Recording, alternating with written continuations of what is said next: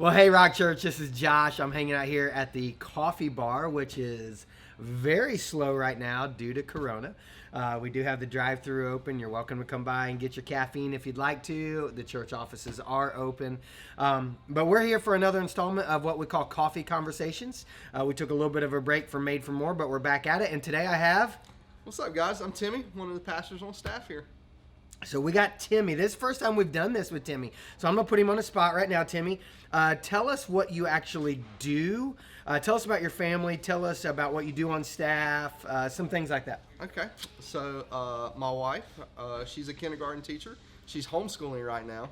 Hence, So would she rather be homeschooling your own children or being a kindergarten teacher for like 20 kids? well, she's suspended 3 kids so far in homeschool. I have parent-teacher conferences nightly, so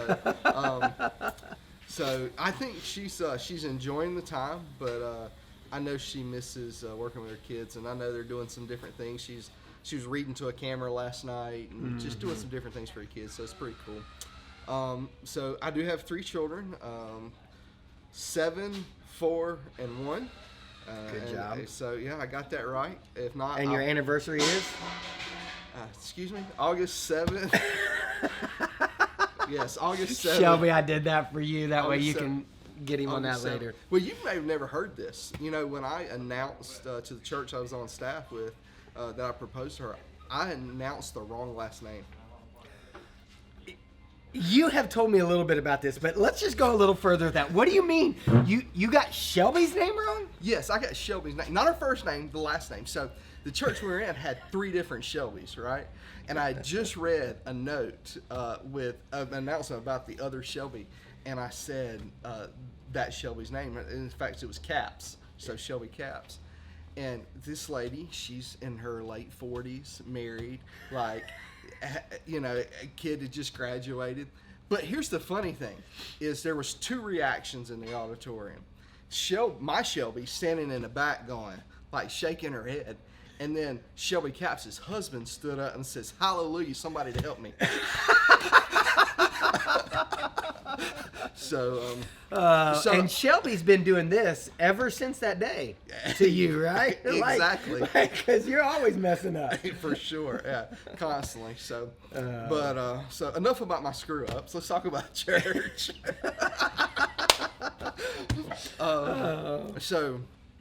So my job here, you know, I do handles a lot of our business side of things, but a lot of our processes and how people get connected and making sure people don't fall through the cracks. Mm-hmm. You know, we are a large church and trying to make that feel as small as possible for people, and so people get connected from it could be a first-time guest or somebody who's been coming here for 10 years and saying, "Hey, I want to do this," and how do I help point them in the right direction? Yeah. So I don't necessarily talk to everybody, but I'm making sure that person gets where they need to go. Mm-hmm.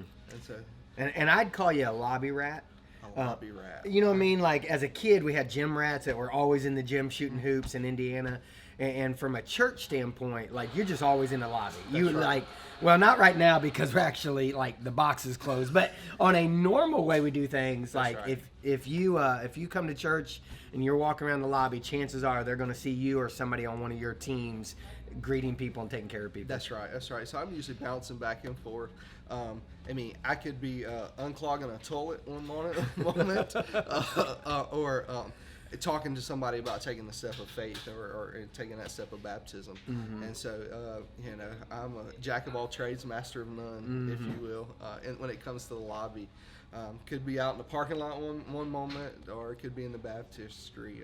So it's a neat experience because it's empowering people, and I get to be in a lot of different groups and lead that way.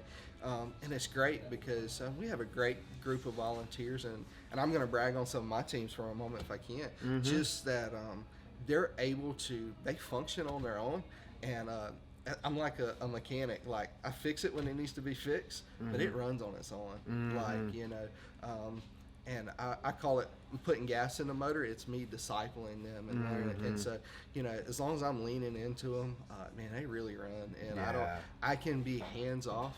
And but if I need to step in, I can step in and help them figure out a problem or whatever.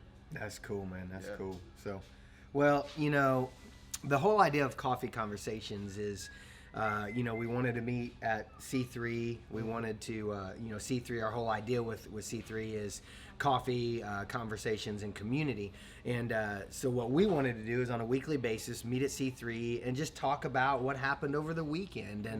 And this weekend was different than most weekends at The Rock.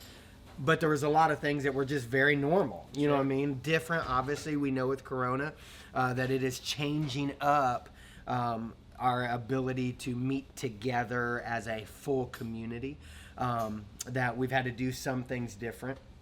But then some things we were able to do just as normal. I got a lot of texts and a lot of emails from people just saying, wow, the Rock team did such a great job of pulling this off, and they did, and I want to, as you said, brag on our teams. That's right. I do want to brag on our teams, our online team, our staff team, stuff like that. But honestly, we've been doing this from an online perspective for a couple years now, and we made some adjustments this week, obviously, to do it in a different way, and we'll continue making adjustments, adding some new platforms, doing some stuff. But what you guys experience from an online standpoint, know that there's been an online campus going on for at least a good year that we've been working a system. And that team is what really made everything happen this weekend, because they've been working out kind of the little issues that you have along the way. Right. They've worked that out over the last year. So great props to them. So the other part of coffee conversations is we just want to talk about like the message of the weekend. And so that's what I want us to do right now is I just want us to kind of dive right back into it. And I talked a lot this weekend about the lost matter, and I kind of shared some times in my life where I've been lost, or people in my family have been lost, or whatever. What about you, Timmy? What's a time in your life that you were lost? So if my sister watches this, I apologize. So our grandparents lived in downtown Charlotte, so right off of Independence. So I remember as a kid we'd go up and visit with them. So we decided, me and my sister, who's about 9 years older than I am, decided we're going to go walking. And I had to be early elementary age. So we're walking around, and we get way out of the neighborhood, and we're close to Independence, and just I remember there was a traffic cop directing traffic. You don't see that much around here, but he was standing in downtown directing traffic, and we were walking, and we realized I don't want to get home. And my sister, like, here I am, I'm leaning to my older sister. We're walking around, and I could realize that she's like starting to get nervous and those things. And I remember we were like, okay, let's go back and talk to the police officer. And we turned around and got back, and he was gone. And so we're walking around downtown Charlotte, and I remember just walking around going, okay, we're lost. So here's where my sister's going. And I remember my sister, she's starting to panic. And so obviously, I started to panic. And we're riding around, and she never do this today, but she just started like waving at people like, hey, we're trying to get home. And two, we're not familiar with the area. We grew up down here in Myrtle Beach, and now we're in downtown Charlotte. And finally, some neighbors pulled up, and they said, hey, your grandparents are looking for you. And we just hopped in the car, had no clue who they were. And I was now sitting back looking, I was like, wow. I wouldn't have kept me either. I was wild and rambunctious. But, just getting back, like, I remember, my dad and mom were there, grandparents were like, where have you been? We just got lost. And what was weird, we was just like 2 streets over, but just had got turned around in an unfamiliar environment. And it's just going, things that you don't know or don't recognize, how quickly you can get turned around, and how quickly, especially for a child. That's nervous and scary in a downtown big city. Yeah, absolutely. Which, Timmy, that makes me really just think about the lost sheep. I talked about the lost sheep this week, about how the sheep just wanders off, and it's just wandering. Next thing you know, the sheep's lost. For you guys, you're just taking a walk, and next thing you know, you're lost. And you're not that far away, but you're in isolation and you're lost. So what would you say, based off of the message this weekend, the text we looked at, and this idea of that lost sheep, how do we help people make sure that we don't wander off during this time and get isolated and find ourselves in danger? So I want to go back to what's familiar, you know, especially with God's word, like how to stay, like it's got to be familiar to you, because that's when you lose familiarity and you walk away from what you know and you know it's true. That's when you get confused and you get lost. And so making sure that I stay in God's word and make sure that this is familiar to me because I know this is true. Because I mean, let's face it, right now we're facing unfamiliar times. We have never experienced this, and so what I know is true, I'm going to hold to that. That's going to help me not become that lost sheep. But on the other side of that is, man, people are having to spend time with family members now that they're not used to. And it may Is that good or bad? it could be. It could be good or bad. But it could be a time to go and rescue that lost sheep. As a you know, it may be. I can imagine college students that are going home right now that have been away for years. You know, let's just say they're junior or senior, and they're having to go back home right now, and they're facing unfamiliar times, and they could have been living. I don't know what kind of lifestyle they've been living, but now they're trying to unify. And how do we build? It could be, hey, I'm going home. I've come to faith while I'm at college, and now I'm trying to bring my parents to it, or vice versa, whatever it may be. How do we spend time with one another and speak truth? And I find it interesting, you know, in the story, you know, he left the 99 to go get the one, but the 99 were safe.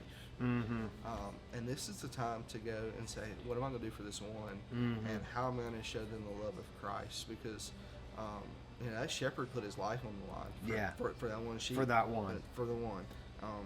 Because he left the protection of the herd. You know, it's about being there. And so you may be going home to sit with that one today, and what are you going to do? What kind of conversations are you going to have? Yeah. And it's just going to be showing the sacrifice of that one. What are you going to do to reach this one? Yeah. You know, and I was, even in my Connect time this morning, I was thinking about the 99. And I was noticing the difference between the 1 and the 99, and I feel like the 99 were safe because they were in community. There was strength in numbers, but the 1 was off by itself and was isolated. So the shepherd said, I'm going to leave the 99 because they're safe in community, and I'm going to go after the 1 that had wandered away. Right. Yeah. It makes me think about even some of our small group leaders, you know, and we've been reaching out to them. You know, it's maybe the time to reach out to that one that you haven't seen in a while. How do I get them back in community? Because they may have been coming to church every Sunday, but not in a tight-knit community. Well, let's face it, we don't know. We hope to open the church in a week or so, but we don't know at this point in time. And so it's crucial for all of us, all our leaders, to reach out to people and making sure that we get that one back into the fold. That's right. So, well, and then, you know, we talked about the lost coin as well, and the lost coin is based off this idea of this lady misplaces something of value, and she searches the whole house over. Anything else you would add to that story of just that idea of searching after what values? Yeah, and so again, searching after what we know, like misplaced, for instance. You know, we forget. I'm forgetful. I forget to reach out to people. I forget, and it's okay to go, oh man, I've messed up. I need to go and find this and try to rekindle that relationship. As she searched for that coin, she went through the whole house, turning things over. You know, I feel like if something was lost, if my friends were lost, or I had lost a relationship with somebody, what am I willing to do? Am I willing to stop everything I can right now to search to rekindle that relationship, to search what values people? And you know, I think in particular, you matter. That shows people when you're searching to try to say, hey, we need to rekindle this relationship. You're showing that they matter to you. Yeah. So critical. And you know, let me kind of just challenge you guys to make sure you're going after that one because they matter. And if you want to look at that story a little differently, make sure you check out the Kids Rock curriculum from this past weekend. There's one segment of it called the JC Pennies where there's just a skit that is done that's just pretty funny between Jacob and Beth, and definitely worth it. If your kids haven't seen it, they need to. But even as an adult, it's worth just laughing a little bit with them. So definitely encourage that way. What about the lost son? Anything from the message in the idea of the lost son about people returning to God, or the older son who was a little standoffish in the point? And so I find that, there was a lot of conversation with the dad and the older son, and you see the grace of the father, and you see the frustration of the older son. Like, hey, Dad, I've been here. Yeah. And I just it speaks to me that look, we've all sinned. You read a passage of scripture where they hung out with the notorious of sinners. We all fit that role. That's right. We're all sinners, and we've all messed up. I've messed up.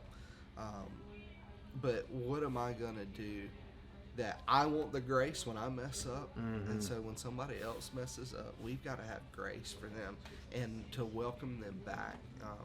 The Father is just a perfect picture of Christ. He lays out, hey, here's the perfect plan for your life. And the Son chose not to choose it, and we choose that often. Jesus got a plan for us, and we don't always walk in that plan. But when we experience brokenness and loneliness that many of you may be experiencing right now, the Father's just standing there. Welcoming you home. Yep. It's so cool. And not only welcoming you, like He treated him as not as a servant, but He gave him his coat. He gave him his ring. Like, you are sealed into our family. That's right. That's right. It's just so neat to see just the foretelling of Christ in that story. Yeah. Which I love, because the child is basically saying, I'm willing to be a servant. Yes. And that's the attitude we need to come to the Father with, is as servants. But the Father says, no, you're a son. You're a son. One other thing about the weekend is I know that you had an opportunity to baptize a good friend of yours. And you don't necessarily need to go into that part of the story, but I want people to hear how they can take that step of baptism, even in the midst of this situation that we're in. That's so right. if you want to explain how they can do that, stuff like that. So at any point, guys, we want you to know that baptism is not something that has to be on a Sunday or during a service. We want you to be able to take that step anytime you're ready. Obviously, you can go on the app and sign up, but you don't even have to do that. You can show up here at C3 on Sunday. We're going to be open as long as the government allows us to be open, is how I best should say it. And then anytime our offices are going to be open, come to the office. We can do it right now. As soon as you hear this video, if you need to jump in the truck and get here, somebody's going to be here at least till 5 o'clock most days. And we want you to be able to take that step. You can reach out to us, email us, but that step doesn't have to wait. And you don't have to come here. If you got a pool, you want to go to the river, we want to make whatever. The river? The river. I would go to. You'll do the river, because that'd be cold. So you're saying you have No, stipulations? I'm not saying. I'll do it. You know what I mean? No, obviously. Any place, anytime. Any place, anytime, because we don't want anybody to have to wait to make any decision. Whether that could be even making a decision to follow Christ. That's right. Maybe it's, hey, I've accepted Christ and I'm ready to take the baptism. Let's do it. We don't have to wait.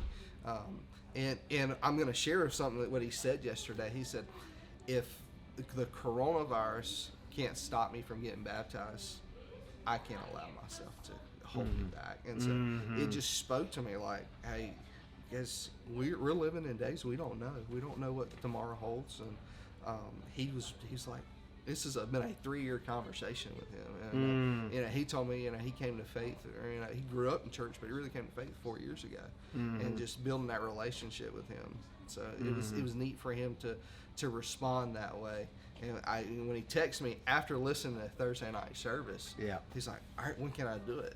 And so it was just great to hear.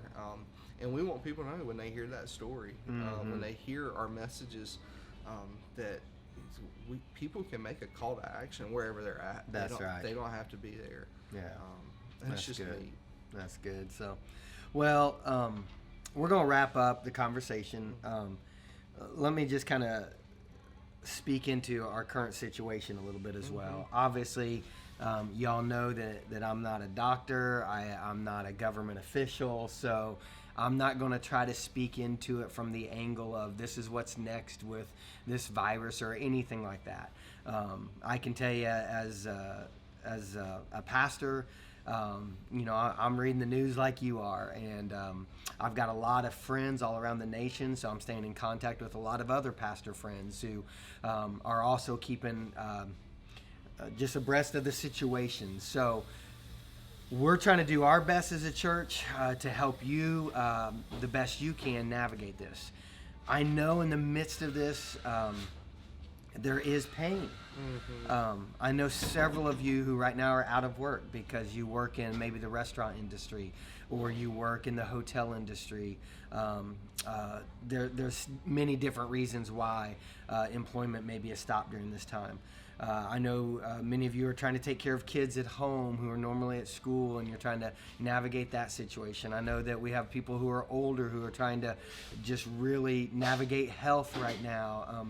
We just know it's a very fluid situation. So just know we're going to continue processing it just like you're processing. For now, we'll keep doing church the way we've been doing it, where we will be online during our normal weekend service times of Thursday night, Sunday morning, and Sunday night.